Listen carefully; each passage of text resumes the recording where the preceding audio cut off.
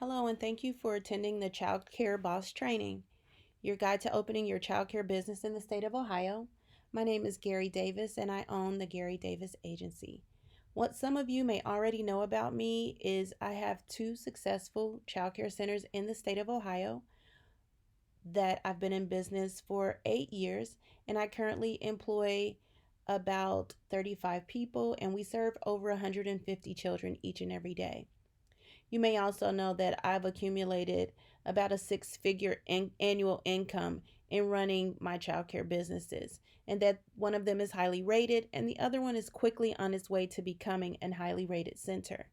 But what you might not know about me is that this was a very hard journey. There were times when we didn't have enough students, which means we didn't have enough income to pay salaries, and we were losing teachers. And there were times when I needed help and I had nobody to ask for help. And I spent a lot of time in tears just trying to make it work. And so as a result, I decided to start helping other child care center owners or people to aspire to own child care centers so that they can skip that hard part and just jump right into it and get started being a boss and running your child care center effectively and efficiently while making bold business decisions and incurring great accomplishments and profits. So let's jump right in. First of all, I want to congratulate you. This is an entrepreneurial journey that you're about to take up on, and it's going to be very exciting. There's going to be highs and lows, but in no doubt, you will be working for yourself and you will be your own boss. It's going to put you on a roller coaster of emotions, but don't worry. I know that you can do it. And if you can't, you can always reach out to me and I would be happy to assist you. So, the first thing that you need to do is understand these rules. There are a lot of rules when it comes to the childcare industry. You are heavily regulated by the state. There are some rules that are very deep and embedded in the rules online, and you have to research so that you understand. There are times when you feel like the licensing agent is against you when they're not. One mistake that I made when I had my first location is I labeled all of my files child needs physical if the child didn't have a physical.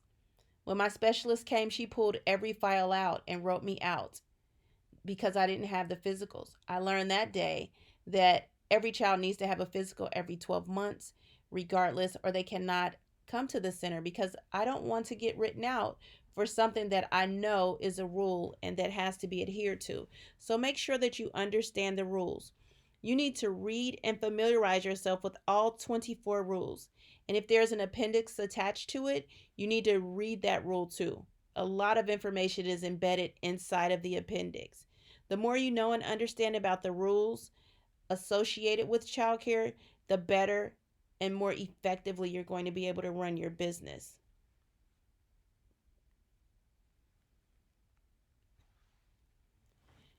Not only knowing the rules, but also enforcing the rules outlined in the manual is going to help you create a very respectable relationship with your licensing specialist. Your licensing specialist is not your friend. They're not going to eat lunch at your center. They won't even drink water if you offer them water at the center. But if they come in and your files are intact, you're and organized, your center is being ran appropriately according to their rules, then you will have a great relationship with them and they can be in and out of your center as you would want them to be. Make sure that you download the rules. I will have a link for you available, or you can Google ODJFS Licensing Rules e-manual to find them. Next, the legalese. One of the most exciting things that I've ever done was name my business. I did a lot of research to determine exactly what I wanted to name my business. And then I had to figure out why. Well, I chose water lily because it's a beautiful, beautiful plant. If you look at a water lily, you really don't understand how it grows. It grows in murky, dirty water. And on the other side, all we see is a beautiful flower. And that made me think about children and how they come from all different backgrounds. They have all different issues some trauma, some not. But at the end of the day, if we put the right things into them, if we fill them with love and affection and educate them in the right way, they too will bloom into a beautiful flower, which is why I chose water lily. Everybody has their own way of naming their business, but it is one of the most fun things that you can do. You want to say it out loud to see what your business name sounds like when it's on the tips of other people's tongues. When they are referring to your business, how is it going to sound? You want to make sure that it's not currently being used by anybody else. So you'll have to do a search. Um, you will just check on the availability of your business name. And that website is businesssearch.sos.state.oh.us. Just search on that website, see if your business name is currently being used, and if not, feel free to go use it. But I do have 3 tips for you in picking a business name. Make sure that it represents your brand. Don't choose a name that may limit you as your business grows. And make sure that you can use your name on the internet. You want to make sure that nobody else is currently using it. You want to be able to have someone search for you on the internet. At one of my locations, it is highly sought out on the internet, on Facebook, and just Googling the name or Googling childcare centers in your area, and the name pops up. We get a lot of traffic from the internet. So make sure that the name can be used on the internet. The next thing you need to look at is your business structure. There are 4 different structures that you'll be able to use. One is a limited liability company, partnership corporation, an S Corp, and a sole proprietorship. There are pros and cons to each of them, so you'll have to do your research to find out which one best fits how you want your business to be structured. I will include some information from that as well at the end of the training.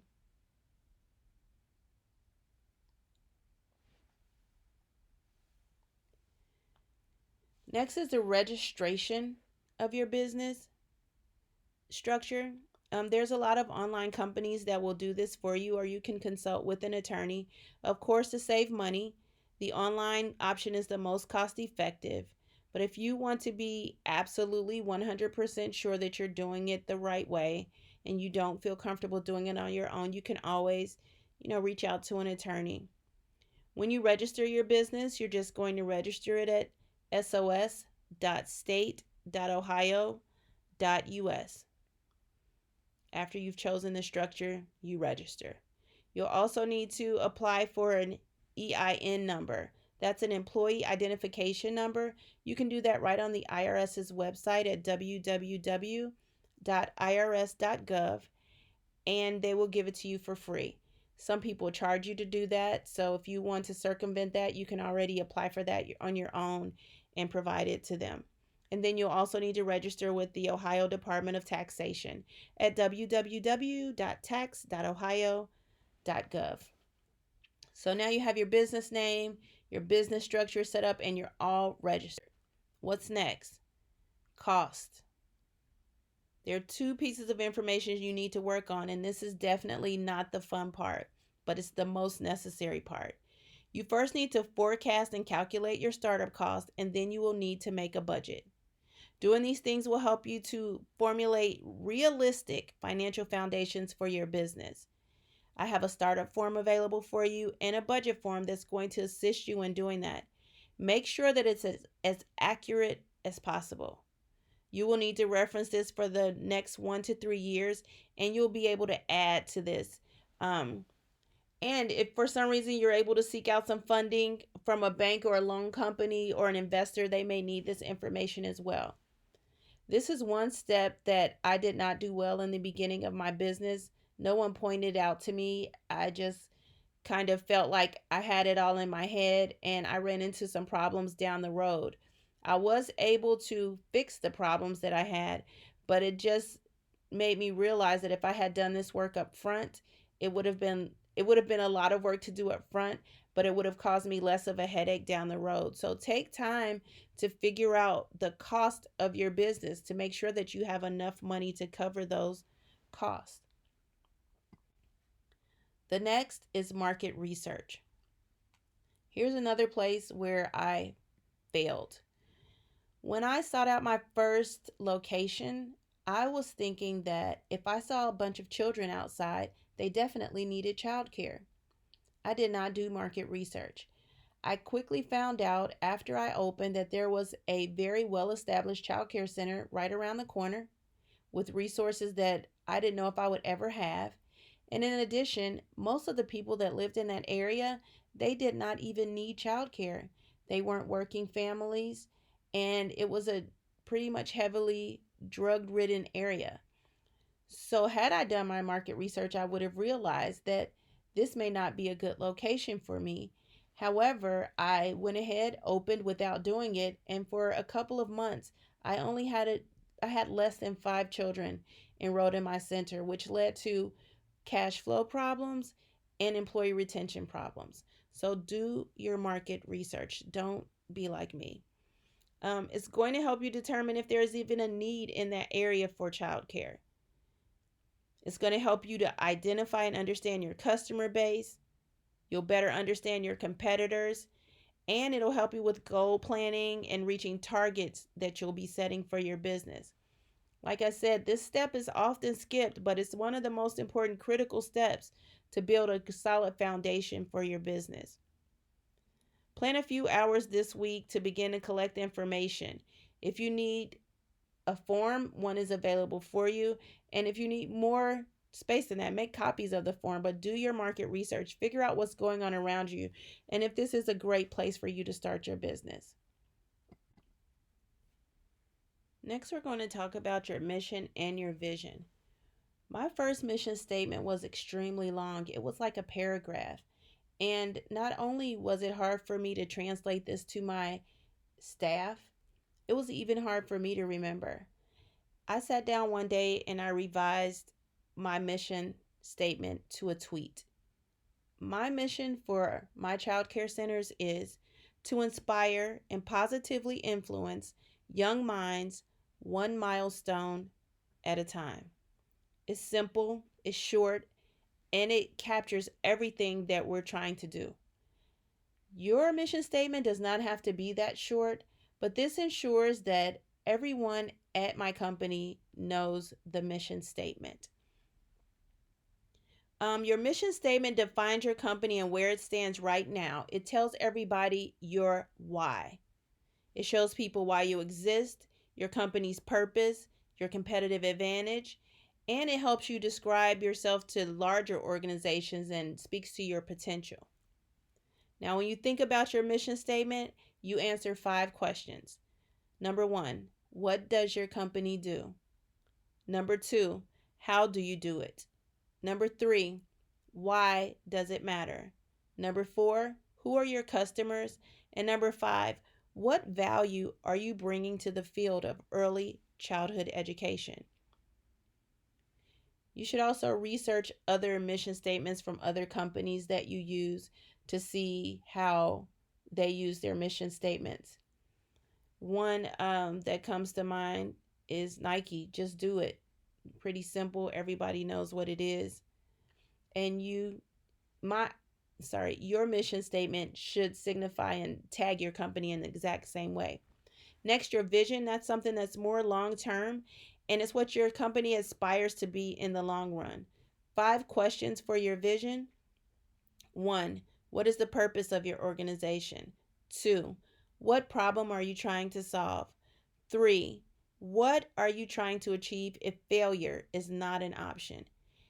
What legacy will your business leave for others? And lastly, how will your company make a profound difference for others? So your mission, short term, right now, what's going on? What are you trying to accomplish? Your vision, long term. What is your vision for your company in the future? Your business plan. A lot of people say forget business plans, don't do them, they're not important.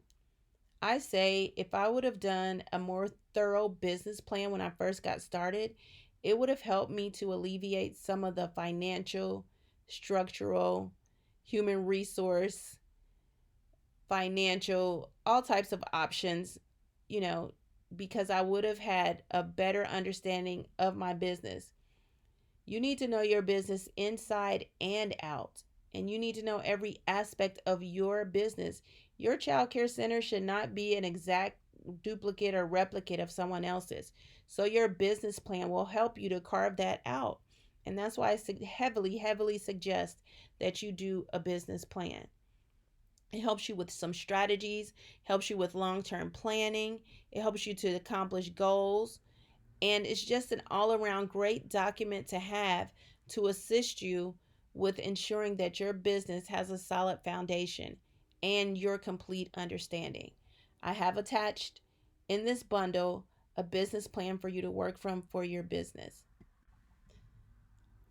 Permits and inspections.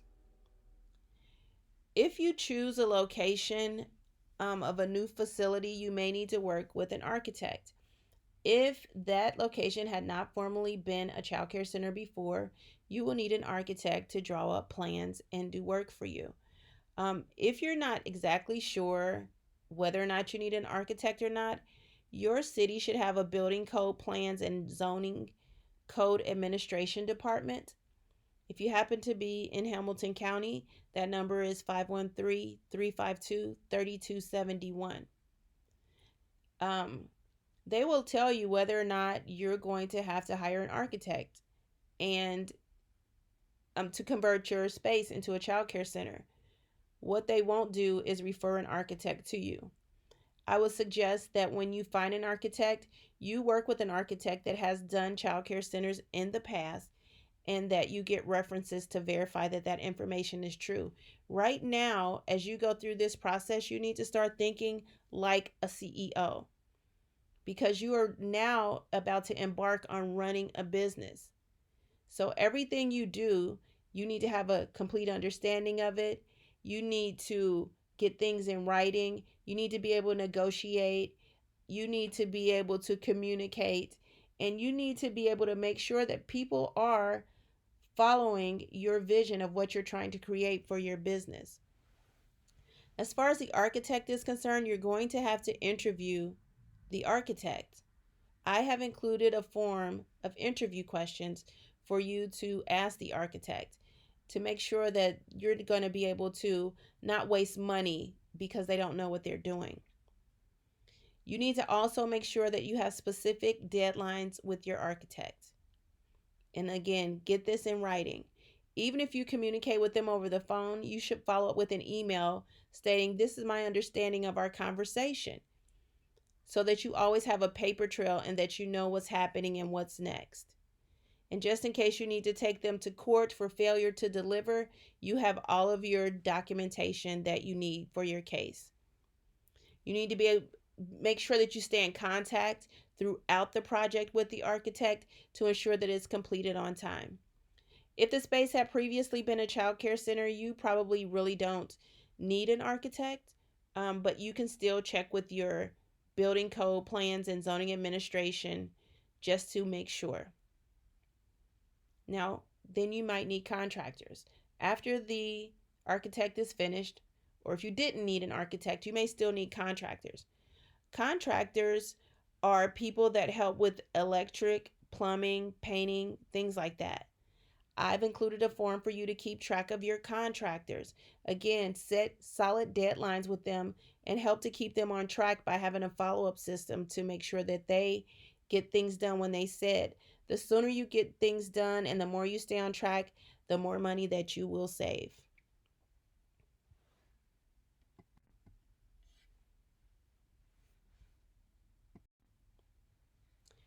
Next, inspections.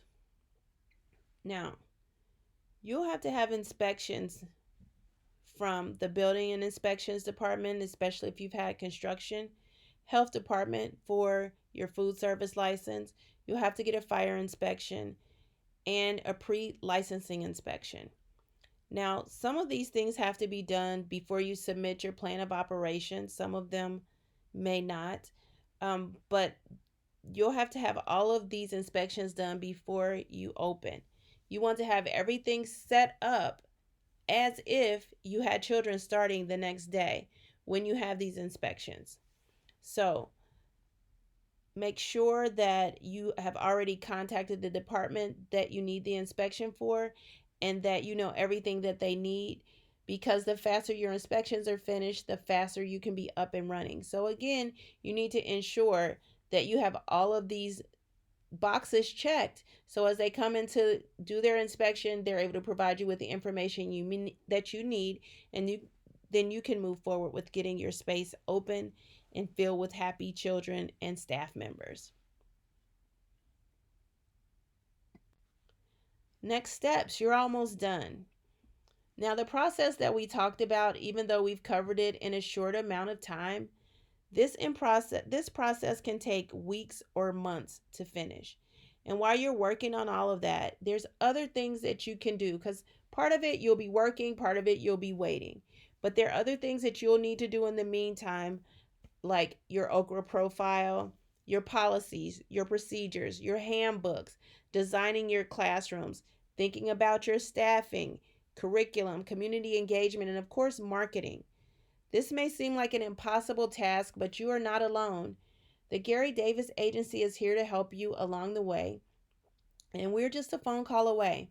Our phone number is 513-375-1267, or you can go on our website at www.garydavisagency.com and find some information to set up a consultation so that we can assist you with the next steps and partnering with you to get your facility up and running as you become the next great child care center owner in the state of Ohio.